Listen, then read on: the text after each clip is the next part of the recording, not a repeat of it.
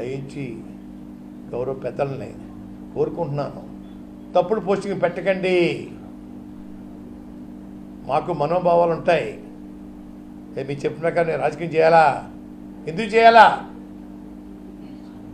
చేయమని అడగడం మీకేం హక్కు ఉంది? అడుగుతూ ఉన్నాను. దయించి ఆపండి. చంద్రబాబు నాయుడు గారు ముఖ్యమంత్రి చేశాడు. ఆయన వెళ్ళాను, రాయబారం చేస్తే వెళ్ళానండి. అలాగే ముఖ్యమంత్రి గారు రాయబారం చేయించి పంపించారు, పిలిపించారు, గౌరవం వెళ్ళానండి. వీరికి వచ్చిన గౌరవం ఇతరులకు ఇవ్వమంటే నేమనండి, ఎందుకు ఇవ్వాలా? ఏమన్నా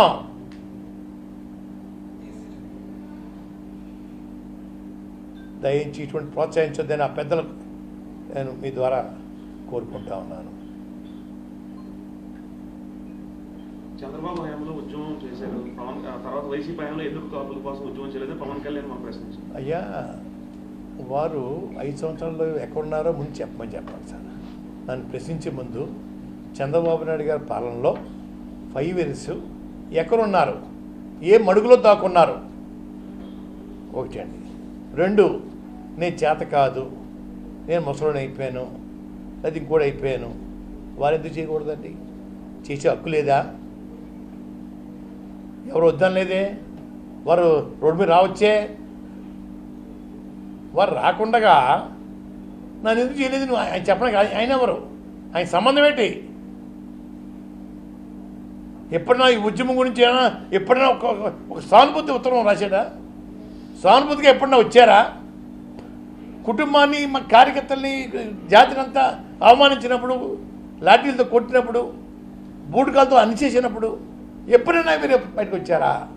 ఆ మడుగులో దాక్కుని వేళ మాట్లాడటం బాగోలేదండి. 5 సంవత్సరాలు ఎక్కడున్నారో చెప్పండి, అప్పుడు చెప్తాను నేను. లోకాన్ని తెలీదా 5 సంవత్సరాలు ఎక్కడున్నాడు ఆయనండి? నేను చెప్పాలా?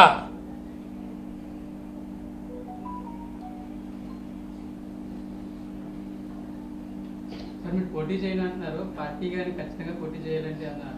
పార్టీ ఆదేశం ఏదన్నా శిరసావిస్తాను సార్.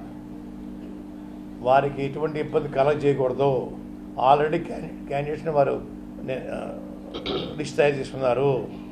నేను అందులో వారిని డిస్టర్బ్ చేయకూడదు పెట్టుకున్నానండి. వారు ఆదేశిస్తే ఏమైనా చేస్తాను. డిస్కస్ రాలేదు.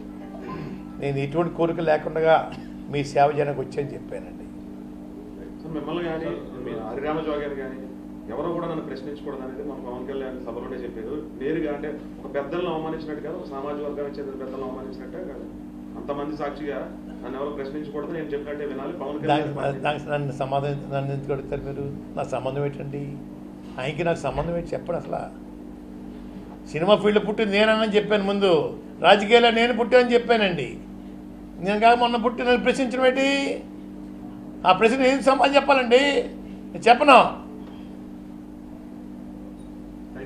2019 ముందు మీరు ఒక మాట అన్నారు, రాష్ట్రానికి చంద్రగ్రహణం పట్టిందా, గ్రహణం వీడాలని. 2019 ఎన్నికల తర్వాత గ్రహణం వీడిందా? మళ్ళీ ఇప్పుడు ఎలక్షన్లో గ్రహణం పట్టడానికి రెడీ అవుతుంది, పట్టణిస్తారు గ్రహణం వీడింది కాబట్టి ఇంటికి వెళ్ళిపోయాడు సార్ చంద్రబాబు నాయుడు గారు. మమ్మల్ని ఊచకోత కోసేసి హాస్పిటల్ని జైల్లో 14 రోజులు ఒకే బట్టతోటి స్తనాంగం లేకుండా మమ్మల్ని మగ్గిలా చేశాడు సార్. దానికి కారణం తెలుసా మీకు? కుటుంబంతో ఆత్మహత్య చేసుకునేలాగా ఒక విధంగా ప్రోత్సహించాడు సార్.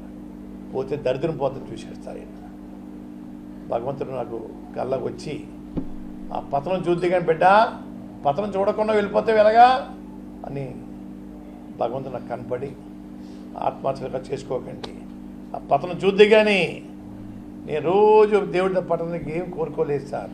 అన్ని పండుగలు ఆపేశాను సార్.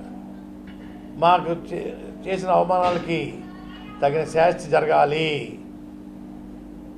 భూస్థాపితం అయిపోవాలి అని కోరుకునేవాడిని సార్. భగవంతుడు అది కనుగరించాడు సార్. వెంటనే ఏదో చూసి తిరుపతి గుడికి వెళ్ళానండి, చెల్లెంగ వెంకటస్వామి గుడికి వెళ్ళాను, మా ఊళ్ళో అమ్మవారి గుడికి వెళ్ళాను. చెప్తున్నారు ఒక కాకతో గుడికి వెళ్ళి శివాలయంకి వెళ్ళి దండం పెట్టుకున్నాను సార్. అయ్యా విముక్తి అయిందని చెప్పేసి ఒక 30 సంవత్సరాలలో ఈ ముఖ్యమంత్రి పీఠం కోసం ఎవరు చూడక్కర్దు సార్, వీరే ఉంటారు సార్. దేశ చరిత్రలో ఎవరు కూడా ఇన్ని రోజులు ముఖ్యమంత్రి చేసిన వాళ్ళు ఎవరు ఉండరు, ఇవి తప్ప అనే చరిత్ర సృష్టించుకుంటారు సార్. పేదల పెన్నిది 10 మందికి రావచ్చు, 10 రావచ్చు, అందరికి ఒకసారి అవ్వవు సార్. ఏ స్కీము కూడా ఎన్నో నేను చేసిన స్కీములు ఎమ్మెల్యేగా మంత్రికి చేశాను, అందరికి ఒకసారి అవ్వవు సార్. ఆ తెల్లే అందరికి ఒకసారి పెట్టదు, కష్టం. పిల్లలందరూ ఒకలా ఉండరు. ఒక పిల్లడు ఐఏఎస్ అవుతాడు, ఒక పిల్లడు కూలీడు అవుతాడండి. అంత మాత్రాన తప్పు విషయం కాదు, పరిస్థితిని బట్టి ఉంటుంటాయి సార్. ప్రతి స్కీము ప్రజలకి, పేదవాళ్ళ కోసం, పేదవాళ్ళ ఆకలి కోసం, పేదల పెన్నిదిగా ఉన్న ముఖ్యమంత్రి గారు 30 సంవత్సరాల పాటు భగవంతుడు దీవిస్తాడు, ప్రజలు దీవిస్తారని నేను కోరుకుంటా ఉన్నాను, ఆశీర్వదిస్తాను. వారాహి సమయంలో మీరు లేఖ విడుదల చేశారు. అయ్యా, వారాహి సమయంలో మీరు లేఖ విడుదల చేశారు. పవన్ కళ్యాణ్ పిఠాపురం పోటీ చేస్తే నేను పోటీ చేస్తాను. ఆయన పిఠాపురం పోటీలో సిద్ధంగా ఉన్నారు, మీరు సిద్ధంగా ఉన్నారా? నేను పార్టీలో చేరిపోయాను సార్. అప్పుడు ఇండిపెండెంట్గా ఉన్నాను సార్, పార్టీలో చేరాను సార్. పార్టీ ఆదేశాలు శిరసావహిస్తాను, అదే చెప్పాను. పార్టీ ఆదేశిస్తే ఏమైనా చేస్తాను. ఇప్పుడు ఆదేశిస్తే పోటీ చేస్తారు. అయ్యా, పార్టీ పిఠాపురం పార్టీ ఆదేశిస్తూ ఏదైనా చేస్తా చెప్పాను. అన్ని అందరికి వస్తాయి సార్ అర్థాలు. మీరు రకరకాల ప్రశ్న వేయకండి. పార్టీ ఆదేశిస్తే ఏదైనా చేయడానికి సిద్ధం అండి. ఉద్యమంలో చాలా ఇబ్బందులు పడ్డారు, అవమానపడ్డారు. అలాగే రీసెంట్గా వైసీపీ చేయడానికి ముందు జనసేన నేతలు ఇంటికి వచ్చి మరి చేరండి అని చెప్పి అప్పుడు కూడా మిమ్మల్ని అవమానించినట్టు రకంగా జనసేన నుంచి మామూలు అవమానం కాదు సార్. రాయబారం చేశారు సార్, వస్తా అన్నారు సార్ అంటే వెల్కమ్ సార్, వెల్కమ్ చెప్తాను, ఆహ్వానిస్తాను చెప్పాను. మళ్ళా వచ్చేసేసి జనవరి 20 తగ్గులోపు వస్తున్నారండి, లేదు అయోధ్యలో వచ్చినా వస్తా అన్నారండి అని చెప్పడం జరిగింది సార్. 23 వచ్చేసారండి, 24, 25 నేను వెంటనే బొత్స శ్రీని గారు ఫోన్ చేసి, సార్ మీకు నాకు ఉన్న స్నేహం చెడిపోకూడదు. 93లో సార్ 6,000 మందికి వంట వండించాడు సార్ బొత్స శ్రీని గారు. నిన్న మొన్న స్నేహితుడు కాదు సార్ నాకు, మా సైకిల్ ర్యాలీకి 6,000 మందికి భోజనం వండించాడు సార్. అప్పటి నుంచి మా ఇద్దరికి బంధం. అంచేత వచ్చే నమస్కారం సార్ శ్రీని గారు, రాకపోతే 2 నమస్కారాలు. వాళ్ళ పర్మిషన్ కావాలా వాళ్ళకి, బహుశా వచ్చి ఉండవు అని చెప్పడం జరిగింది సార్.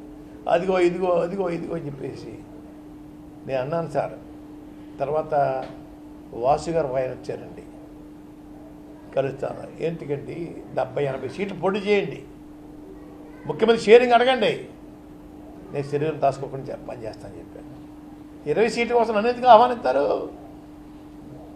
ఎందుకండి దేనికోసం సేవ చేయాలా? మీకు ముఖ్యమంత్రి ఇస్తా అని చెప్పండి.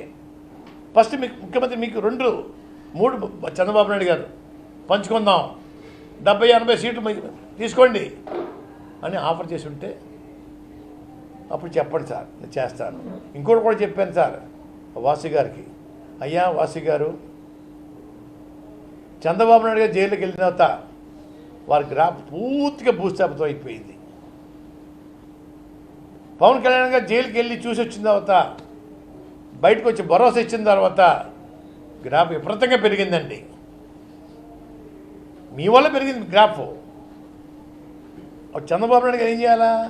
కళ్యాణ్ గారు జరిగిపోయింది, ఇద్దరు ఆఫ్ పొడి చేసుకుందాం, ముందు మీరు 2 తీసుకోండి, తర్వాత నాకు 3 ఇవ్వండి అయినాయి అడిగి ఉండాలా వాసు గారు? అటువంటి మాట కూడా పొందడానికి మీకు అర్హత లేకుండా పోయిందే.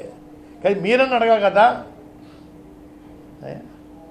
లేనప్పుడు నేను ఏం చేస్తాను సార్? 20 మంది కోసం ఏం చేస్తాను సార్ సర్వీస్ నేను? అలాగే బీజేపీ వాళ్ళు అడిగారు సార్, మిథున్ రెడ్డిగా వస్తున్నారనిపోతే బీజేపీ నుంచి ఫోన్ మీద ఫోను.